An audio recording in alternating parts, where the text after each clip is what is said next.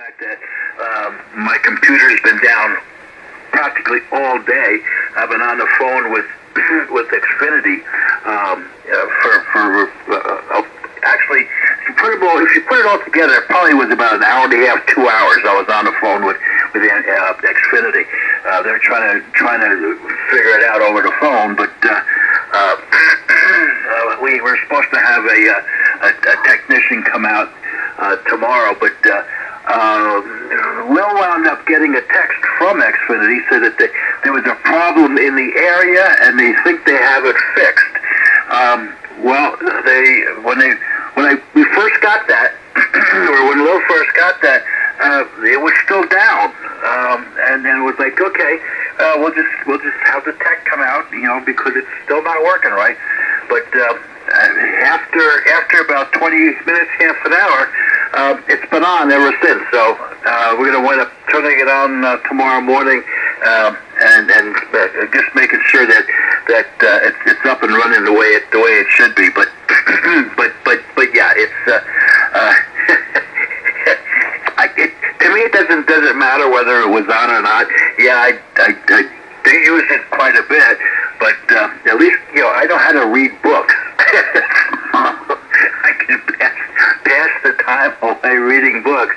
But Parker, I mean, he was up like every 5 minutes. Is it on yet? Is it on yet? You go downstairs. 5 minutes later, it becomes, when's it going to be on? When's it going to be? It's like they're lost. They're lost without something just to watch. But anyway, it was a good day. To me, I had to chuckle. But I'm sure they have it. It's been up for a number of hours now, and all is good in Toms River, New Jersey, which it is 71 degrees. It was a little cooler. I think it reached about a high of about 73, 74. But that's okay. It's still springtime. And like I said, yeah, everybody sounds good, and it's good to hear Professor Joe in there, and Mark, and Walt, and Rich, and of course Mal. But yeah, it's a good day when everything is working. At least I'm looking at the meters and they're going wah wah wah wah. Except for the PEP, that just stays nice and steady. I was at about 1,250 watts. So everything is good. Back to you, Mal, in a great group, NC4L and 2HYG. N2HY and a G. I hate that when you have to, your thing is down and you got to get on the phone with them and explain it to one person. Down here, what they do is they work with you for a little while and then they say, oh, I'm going off duty because somebody else is coming in. They change you to somebody else and you got to go through the whole problem again, which is like convoluted. And they say, well, I'm not really qualified to help you. They get you to somebody else, and you get to and you just keep on going around like that.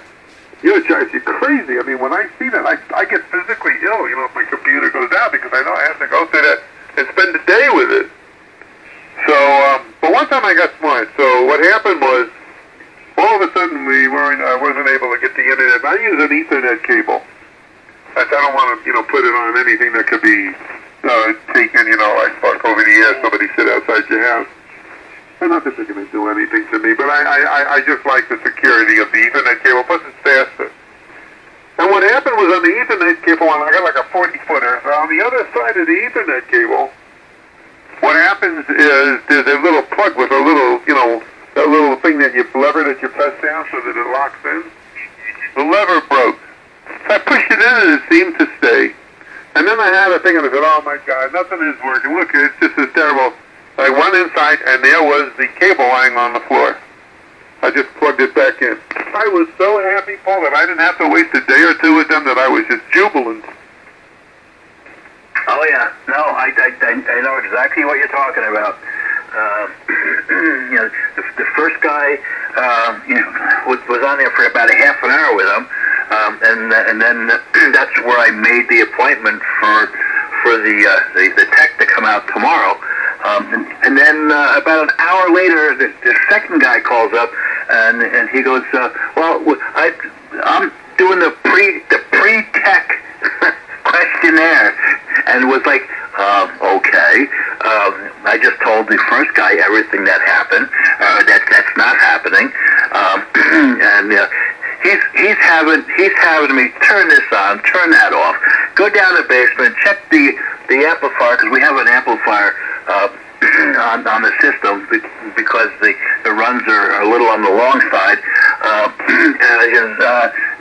Do you have underground cable? Yeah. Well, is your underground cable broken? I go, I can't see it. I'm not Superman. I don't have that vision to look underground. And then he figured, well, maybe that was the wrong question to ask. And then he moved on to other stupid stuff. But you're right. You're right. It was like, I tried to keep my cool, and I thought I did pretty well. I lost it up maybe a couple times, especially when he says at the beginning that this is being recorded. I said, okay, I'll try. My brain, I'll try to be nice, but there's a couple times when I lost it, and I don't think he was in this country, if you know what I mean, which made it a little bit worse. But anyway, it was like, okay, it's done. I'll see the tech. I'll see this tech tomorrow. It's supposed to be here between 10 and 12, which is not too bad. But it's been on all night, so I'm hoping that I can call in the morning and tell them, forget it. Only because everything is working, and they said that. They said, like I said before, they said little text that they found a problem in the area and they fixed it. So we'll see what happens. ST4L and HYG. Xfinity is a terrible company to work with. I agree with you, Paul. Well, they're all doing that now. They don't have enough personnel. A pandemic, people left the jobs. They can't get the trained people back. They're paying, and if they don't know what they're doing, they don't show up on time. So we had trouble with my backup phone, my secondary landline phone. And I told Frank, give him a call, because she hears better than me, and she's able to get to the point quicker. And so she had conversation with them and told them, and they said, oh, no, they'll have somebody come back. It should be fixed by the middle of next week. Well, you take that and you start doing things, and you forget. You say, I wonder if they fixed the phone. I go over, and it's still not, nothing coming through. Like they shut it off. There's not even a hiss or a crackle, nothing. My other phone, which is on the same telephone line, I got like a switch that go from one line to the other. It's like a physical switch. And so I know the phone line is okay. The telephone line in the house. And I pay to fix the cable in the house. I still pay for that. So anyway, she calls them back again, because we didn't get anything. And she says, okay, they'll be out there by Tuesday. Now, they'll have it fixed by Tuesday. And then we went one other time. So finally I said, listen, let me talk to them. So I get on and I said, look, I'm really upset about this. Something is going on and it ain't working. You should have had it fixed. I wasn't nasty, though. And I said, please, I really want my phone to work. So she says, do you want me to schedule an appointment for tomorrow? I said, yes. And then what happened, and 10 minutes later it was fixed, Paul.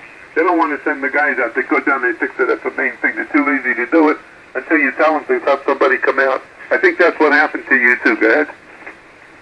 Exactly. I have to agree. And at one point, at one point, it's like the guy wanted me to go up and down my cellar stairs, and there's like 12 or 13 steps. I can't do that like I used to anymore. So Lou had to go up and down, and then he comes out and says, well, there should be a hot spot close to you. Why don't you walk around your neighborhood and find this hot spot, and then you can connect to the I said, stop. I can't do that. And he just didn't understand why I can't do that. And it was like, at that point, that was, I forgot if that was number 1 or number 2 when I lost it. He wants me to walk around the neighborhood looking for a hot spot. Yeah, hey, you got this hot spot right here, pal. C4L and 2HYG. Listen, did he, that's not so bad. Did he ask you to stand up and then put one hand on your hip and lift one leg? Almost. Almost. He kept on asking me to go out and check my TV and see if the TV's running. And it's like, he says, if it's a blue screen, there should be an IDK number. Give me the number off the screen. Well, we'll have to do that. And I'm not going to keep getting up and sitting down, sitting down. It's like, why don't you do your own work? You can tell, you can ping the system. You should be able to find out if the system is working or not, and then just send the darn technician out tomorrow to fix it. And that's basically where it ended up. So it was like, oh, come on, man, N2HYG. Yeah, well, when they get into that stuff, what they're doing is they're reading from a book. And the book is supposed to give them an algorithm of what you're supposed to do. But you've probably done half of things already, so they got to ask you again. And it's just a nuisance and an annoyance. They want to know this, and they ask them that. Because they don't know what else to do. They don't know how to... Finally, you got there. He said, I want a serviceman to come out here. And then it was fixed within an hour, and maybe he probably won't even need to come. So, we said to them, yes. I don't want a man to come out here. I want him to check it out. An hour later, it was working fine. Meanwhile, we're waiting a month for the phone to get fixed. Oh yeah, no, it's such a pain. And it's like you tell him that you have problems, you have physical problems that you can't do, and he wants me to run up and down stairs. He asked me 3 times to do that, and then he goes, well, can you reach behind the modem to check to see if it's hand tightened enough? And basically, Lil was in the room, and she heard it. So she went there, and she checked that, and he goes, well, where it goes into the wall, where the wire goes into the wall, check that too. I said, it doesn't go into the wall. It goes through the floor down into the basement, and which goes over to the amplifier. So it's like, he says, no, there should be an outlet on the wall. I said, there is no outlet. It goes through a hole in the floor. Oh my Lord! I hate having to talk to these people. N2HYG. Well, I think what they do when they get into a situation where they know they can't help you, and to try to keep them from spending money on have a technician coming out to your house, what they do is they try to aggravate you to the point where you get hostile or you start cussing at them, and then they hang up on you. They never finish the call. They don't have to, and they have that recorded so you know what's going on. So never restrain yourself from getting out of hand, because that's a sure thing that they're probably going to hang up on you, and then you're going to have to call back again. It goes through the same thing again with him, but you did the right thing. He said, why are you going to send the man out? It should be fixed. You're not fixing it. I can't check this out. I pay you for the service of taking care of my situation. I'm not a hired employee, and I don't want to go around doing exercises. Send somebody out. Then they fix it. Oh yeah, no, I know. I said something to him, and this is the response that he got. I said to him, I've been with this cable company in Toms River, not this particular, not totally, like Xfinity or Comcast. I was with this company when it was Adelphia Cable back in the 70s when they first put cable into Toms River. And it was like, there was a different house, but I didn't explain that to him. And right away, he comes back to me. He says, "Well, maybe it's old cable." I said, "No. That was years ago. That was different house. So it's like this is fairly new cable. So no, it's not the problem. It's not the old cable. It's something else. But it's like he looked for a way to get around it. But even if it was old cable, they gotta replace the cable. But whatever. It's like it's over and it's thank goodness it's on. So I don't know. I just hate talking to the cable company, but it is what it is. I got through it, and we're waiting, to see if it stays on. If it stays on all night, into tomorrow morning, I'll probably just cancel it. But at this point, I'm just leaving it there until I find out if it's going to work or not. And C4L in the group, and 2HYG. Yeah, let them come. And the other thing, you got to play a game with them. They say, well, maybe you've got old cable, right? Say, yes, maybe you should come out and replace it. I'd like you to put in an order for me to have my cable replaced. Can you do that? And then I don't have to keep on going through this. Yeah, well, I doubt very much if they're going to do that. Number one, they would have to run all the cable outside because the basement is totally finished. The time that it was put in, there was no sheetrock on the ceiling with insulation in the ceiling, and no sheetrock on the walls or anything. The cable actually comes into this room in the back of the house, in the middle. So it's like, okay, how are you gonna run this cable? I guess all the cable would have to be run on the outside now, because there's no way it could be run on the inside. And 2HYG. Well, you see, I had guarantee on they work on the inside wiring for me. It's expensive, but I don't want to have to go around, messing with that. So if it is that, they'll come here and they will take care of it, I hope. But some years ago I had them come on. I think I was still in practice, and like the guys were complaining that nobody knows what they're doing anymore. This was in maybe 2003. Nobody knows what they're doing anymore. They have different things, different ways of doing it. Nobody knows how to troubleshoot. They've hired people that are, illiterate, and these guys are being phased out because they're making more money and are being replaced by guys that don't know anything. So it's just another thing, and it's a stupid way our society now works. Oh yeah, that's for sure. Alrighty, see if there's anybody else that wants to get into the melee. But I tell you what, everybody's signal is really good. Now, Rich, if you're still on there, you were hitting me at 10 to 15 over. So whatever you're doing, you're going in the right direction. But yeah, it's. I think last week, Rich was down about S6, S7, but now he's up there and he sounds really good. And 2HYG. Okay. Hey, Walter, any comments as we put you to sleep? Yeah, that was weird, Sam.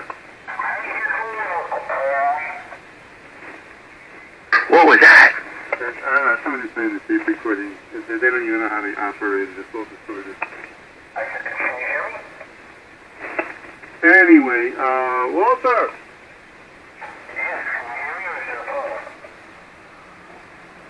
Can't understand. K4NTC, you there? No, we lost him. Anyway, that's about it. So, I don't know what else to tell you, Paul. You got rain yet, Paul? What was that, Mark? The children are up late tonight. No. Yeah? I put compression on like Joe told me to. I guess it didn't work. I was asking, Uncle Paulie, how you doing? Oh, wait a minute, it worked, but you had it like at the nuclear level. Well, I can't set it. I can either put it on wide or narrow. You don't have a compression control? That doesn't sound reasonable. I don't have one on there, so I can't find it.